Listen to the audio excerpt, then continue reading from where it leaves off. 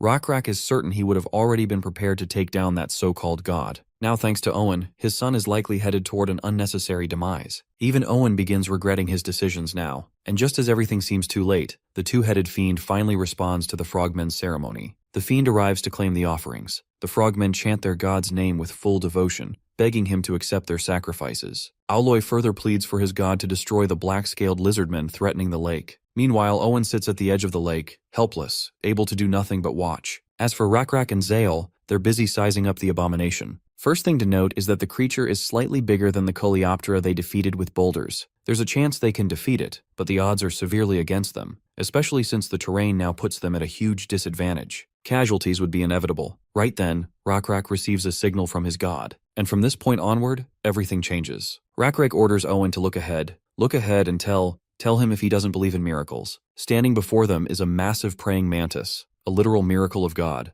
Cutting back to the idiotic frog leader worshipping this two-headed freak, he continues begging the fiend to take these lizardmen as sacrifice. But it's clear the fiend's attention has been stolen by something else. When Aloy looks around to see what caught the fiend's eye, he sees the massive mantis. The only word that forms in the terrified frogmen's minds after witnessing the mantis is God. This creature is a literal god. Nebula created this being using the essence of an abomination. Other factors like his Dominion level 4, Divinity level, and the amount of faith he has also played major roles. Without these, he wouldn't have been granted the ability to create a sacred beast. Nebula is sure not many players possess a sacred creature already. Meanwhile, the two-headed fiend lunges at the mantis to take a bite, but the mantis grabs the bastard's jaw with a bare hand. The monster thrashes and struggles to escape the mantis's grip. As he's being shoved around, several frogmen are crushed under the fiend's massive body. The second head lunges, but the mantis shows no mercy and slices it clean off, spraying blood everywhere. The creature once worshipped as God has now been taught a brutal lesson. He's nothing more than a disgusting rat. The mantis then decides to offer this lowly creature to its almighty creator. With a single jolt, the mantis tears the head off the monster's body, finally freeing this ignorant beast from its pathetic existence. With the two-headed fiend dead, the mantis stands tall, reveling in victory. The lizardmen erupt in celebration, while Owen can barely hold back his tears. Gotta admit, the mantis's entrance was pure hype.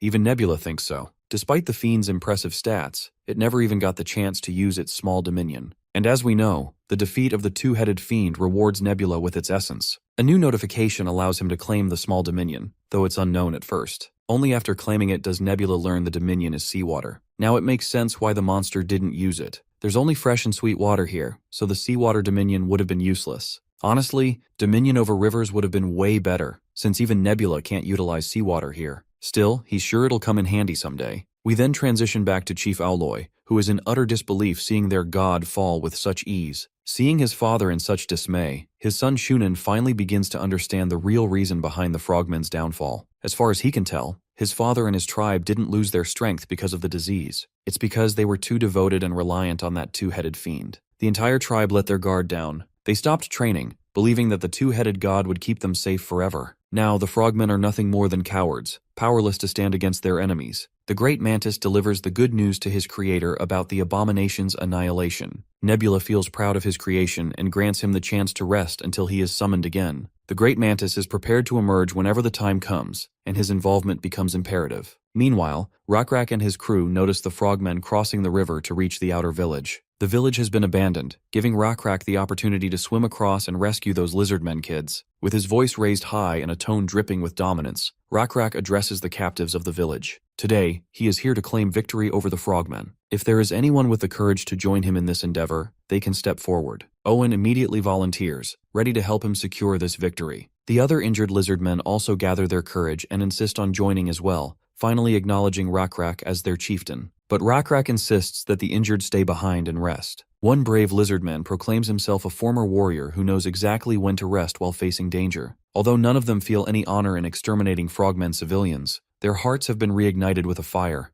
to fight for themselves and reclaim their freedom. What sparked this fire is Rockrak and his people's resolve, their refusal to fear frogmen warriors. Rockrak can tell the real fuel behind their energy is pure hatred and anger toward the frogmen. The former warrior admits it without hesitation. It's finally time to let this burning hatred out, just so the fire in their hearts can be extinguished. They have lost their companions, their children, their grandchildren. Unless they return these wrongdoings back to the frogmen, they will never find peace. And honestly, that's exactly what Rockrak wants them to do. He once again raises his voice, letting it crack through the air as he charges everyone with determination. Determination to seek vengeance against those who inflicted sorrow. Before we move further in the story, we cut a little back into the past. It's around the time when Shunin helped Rakrak use a bow. Given how fast Rakrak was learning, Shunin was sure he'd soon be on par with frogmen warriors. Currently, Rakrak's biggest drawback is that he takes way too long to shoot an arrow. To that, Rakrak argued that hitting crucial points of the target is better than hitting non-crucial parts. That's when Shunin explains that real targets in real battles are always moving. So it's essential to shoot as quickly as possible without missing. Folks, keep that little detail in mind, it's going to come in handy soon in the story. After sharing a bit more knowledge about the weapon, Shunin also promised to teach Rakrak how to make a bow himself, but only when their bond becomes stronger. He assured him that the materials needed for the bows are easily accessible to Lizardmen as well. Back then, Rakrak felt a strange, ominous feeling when Shunin mentioned the materials being easily accessible. It was a morbid feeling, one he will eventually understand directly from Shunin's own mouth. I have a strong hunch why Rakrak felt that ghastly chill, but I won't spoil the thrill. Right now, he's swimming toward the island with the other warriors. Once they reach the shore, the gray-scaled lizardmen pounce toward their loved ones. Owen hugs his son Ian as tightly and passionately as he can. Rakrak then tasks Yuri with helping the kids evacuate the area. He orders the gray and brown-scaled lizardmen to move to the back of the outer village and confuse the frogmen. From what Yuri can interpret, they are about to launch an attack and pinch the enemy from two sides. Rakrak confirms this much. Once the enemy's attention is fully drawn to the front of the village, he plans to cross the lake and strike from there. Although Yuri feels concerned for his chieftain, Rakrak reassures him that he'll be fine, especially since the enemy no longer has the numbers they once did. Not to mention, the lizardmen have just received yet another blessing from their god. Their black scales now shimmer like rippling waves sparkling under the moonlight. Cutting to the frogmen village, everyone is running around in panic, trying to evacuate because the enemy has arrived. Right at that moment, Rakrak and his crew crash the party from the opposite side of the village. Yuri and his fellows were already wreaking havoc, and Rakrak joins them without missing a beat. The great chieftain of the frogmen begs desperately for the two-headed fiend to manifest and rescue him from this catastrophe. After all the sacrifices he made for that two-headed god, this is the least he deserves. Rakrak shuts the bastard's yap with a single spear piercing through his head, killing him instantly. The one-sided massacre continues, swallowing up every last frogman. Right now, the lizardmen can be heard shouting and looking for Shunin. The man in question is hiding inside a shack. He's in utter shock. How could the frogmen lose despite having superior numbers and advanced weapons? He is eventually found by Rakrak, who creeps up right behind him. Realizing someone's behind him, Shunin is stunned in fear and falls to the floor. Rakrak commands him to get on his feet and grab his weapon. He's willing to give Shunin a chance to protect his honor as a warrior and die fighting like one. But Shunin is a coward. To him, honor means nothing in the face of death. He immediately starts begging to be spared for the sake of the time they had spent together. He even offers to reveal the secret behind the materials used to craft their bows. In fact, he is more than willing to expose the living beings they used to extract the tendons for the bowstrings. With a trembling voice, he confesses that those tendons came from lizardmen. Shunin realizes too late that he has only worsened his situation by revealing such morbid information. Rakrak acknowledges Shunin's confession, and surprisingly, he accepts the deal and decides to let Shunin walk away alive. After all, Rakrak holds no personal grudge against him. With that, he sternly orders Shunin to run. The frogman takes the cue and bolts toward the forest. But the only reason Rakrak let him go is because he wanted a moving target to test his aim. The next day arrives, and we find a frogman's corpse tied to a tree, acting as the perfect target dummy for the lizardmen chief. Rakrak is testing the new bows they crafted, each fitted with the custom bowstrings they managed to create themselves. The only problem they currently face is the limited resilience of the strings. If they pull just a little too hard, they snap. Owen admits there simply aren't any stronger materials than what they are using right now. Rakrak knows this well, and that's exactly why he isn't planning to stay here forever. Winter is coming, and to feed the buffaloes they're raising, they must relocate to a much warmer place. Since Owen is wearing his warrior mask, Rakrak assumes he must have gone hunting today as well. Owen confirms it, proudly stating that he exterminated all the remaining frogmen in the area. For now, they won't have to worry about having enough material for bowstrings, at least for a while. We then get a glimpse of the past, when Shunin got struck in the foot, causing him to stumble. The Grey Lizardmen were hyped to kill this bastard right then and there, and the one who took this responsibility was Owen, determined to kill that filthy toad with his own hands. Owloy, the chief of the Frogmen tribe, met the same end as his son. By now, his bones are likely adorning someone else's head, just like Shunin's bones now decorate Owen's. Just as Owen is about to explain a crucial detail, Zale arrives and spots a kid trying to sneak behind a tree. She purposely startles the kid and asks if he's here to talk to the chief. That's when Zale notices a small wooden statue the kid drops. When the statue is shown to Rakrak, he immediately recognizes it as their guardian. They're actually surprised that such a young kid crafted something so meticulous and detailed. The child perks up in happiness after receiving praise and admits he was on his way to gift it to Chief Rakrak. Zale adds that kids in the village often make such figures for each other, and every child has one. The kid proudly explains that his figurine represents their guardian, a massive being who saved them from the two-headed fiend back then. Rakrak likes the idea of having figures of a guardian. If everyone possesses one, it will make them feel safer and more confident. So, he suggests everyone have one. Returning to their original conversation, Rakrak asks Owen what he was talking about earlier. The gray lizard reveals they discovered something strange inside the cave the frogmen were hiding in. He then eventually leads everyone to that tunnel. Once they reach the cave, they venture inside without hesitation. All the frogmen who came here had been killed, meaning no one else knows about this place for now. They suddenly stumble upon a massive stone wheel covered in intricate patterns. It's insane to think someone carved such hard stone with pinpoint accuracy. What's even more shocking is that the markings on this boulder resemble the same Coleoptera creature they previously crushed with boulders. Seems like even Nebula isn't sure what that is. From the first glance, he can only guess they've stumbled across some sort of ancient ruin. In the perished world, you'll find all kinds of ancient ruins. Each ruin contains its own unique knowledge or treasures. If they end up finding treasure, they might even discover items with extraordinary abilities, or items with terrifying, demonic properties. But in this era, where civilization is still stuck in its primal stages, obtaining ancient knowledge isn't as fruitful as it sounds, since primitive hobos can't even tell what in the onga bonga this thing is supposed to be. Furthermore, ruins that create or change special materials or grant blessings only work within their native region.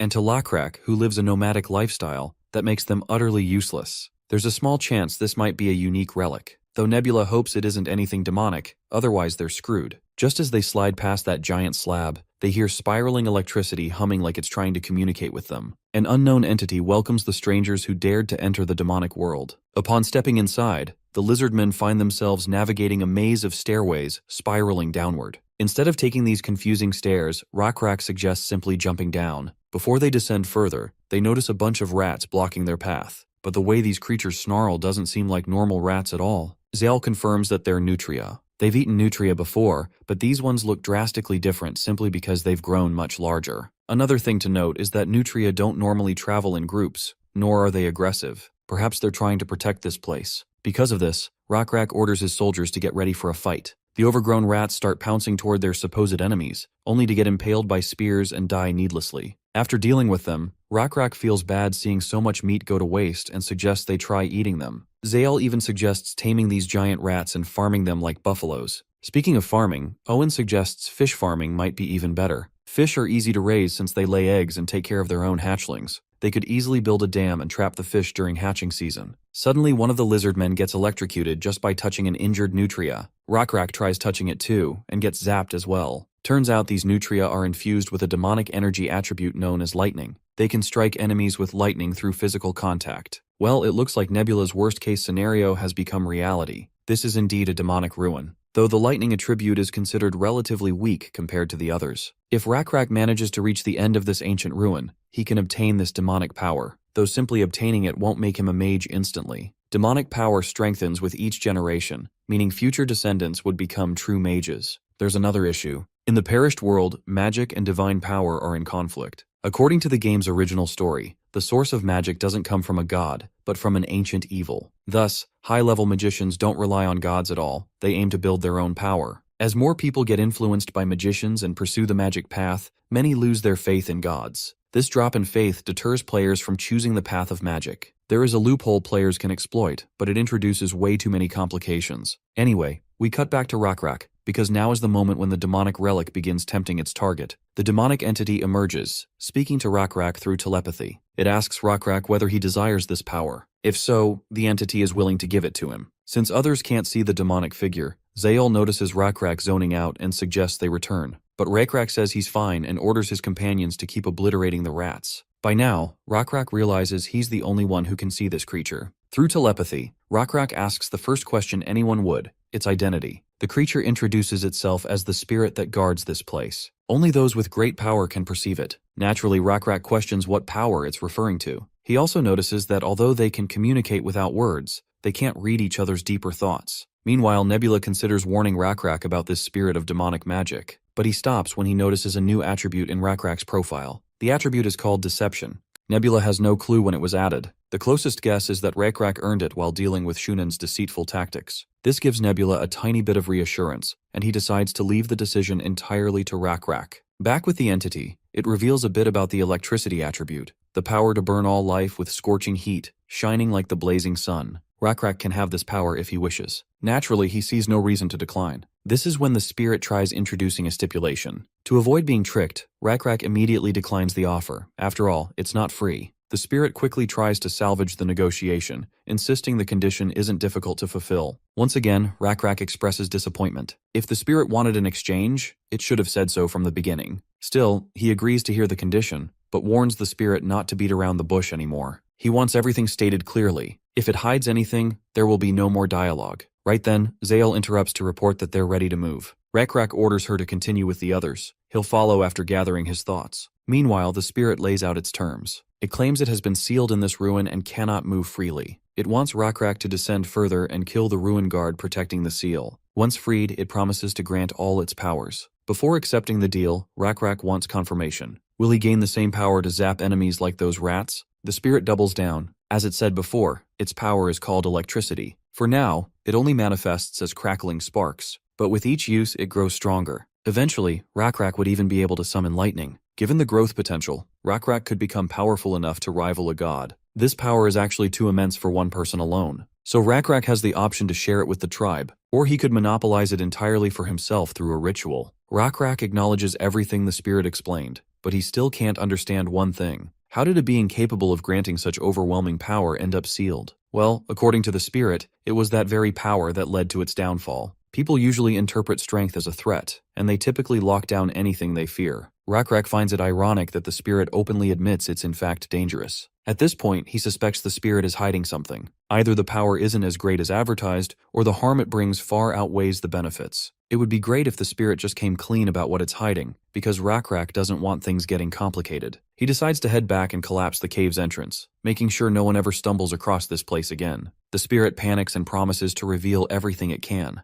It identifies itself as a being descended from those who ruled the world in the distant past, the so-called ancient demons, long forgotten by time. The gods are so ancient that they cannot remember their own origins, and neither can this spirit. No matter how hard it tries, the only thing it knows is that it has been sealed for eternity. A power with an unknown origin intoxicates people precisely because its source is unknown. But our chat of a lizard is different. He isn't falling for it blindly. Rakrak recalls the Blue Lizard tribe leader and the Frogman leader as perfect examples of people corrupted by power. Demonic magic in particular is what intoxicates people the most. What makes it worse is that this stingray-looking spirit could bestow its powers to any random person. It doesn't matter if the receiver is someone with noble intentions or someone harboring malicious ones. Gods bestow power by their own will, but this spirit's gifts can fall into the hands of anyone, even the undeserving. To make matters worse, whoever wields this demonic power can further enhance it and grow even stronger. Eventually, the wielder of this omnipotent power will reject the gods entirely. To avoid that outcome, Rakrak considers taking the power all for himself, especially since it is truly formidable and indescribably potent. It will definitely come in handy in future battles. In the end, Rakrak decides to set the stingray free under one major stipulation. First, Rakrak wants his tribe to be the sole wielder of this power. He also wants these powers to appear as if they were bestowed by the gods. That way, no one will lose their faith in God. In fact, their faith would only grow stronger. The second condition is that he wants the stingray to start believing in his god. Of course, the stingray finds the idea ridiculous. For a being far more ancient than the god Rakrak follows, the thought of believing in such a deity feels strange. Furthermore, gods typically despise spirits of demonic magic. But Rakrak counters this stereotype. He believes his god isn't some average deity. The blue insect god is generous to beings who hold value. Since the stingray is useful enough, it goes without saying that the blue insect god would approve of it already. Still, the stingray isn't sure whether the god Rakrak speaks of would accept it right off the bat. Rakrak promises that if the stingray accepts the terms, his god is benevolent enough to make an exception. The stingray then reveals a small secret. Not only is it trapped in this ruin, it is also the sole ruler of this place. Everything here, from the creatures to the ruin guardian Rakrak defeated, is merely one of its minions. The stingray was simply testing Rakrak's strength by putting him through all this trouble. For that, the entity apologizes, but Rakrak is willing to forgive it. After all, he understands the creature's perspective as well. He knows the spirit longs to escape this cursed place and experience something beautiful the world still has to offer. Eventually, the entity asks for Rockrak's name, and the Lizardman happily tells him. And with that, the test the Stingray had been conducting finally concludes. Now it is time for it to bestow the power Rockrak rightfully deserves. Promptly, Nebula receives a notification about a spirit wishing to become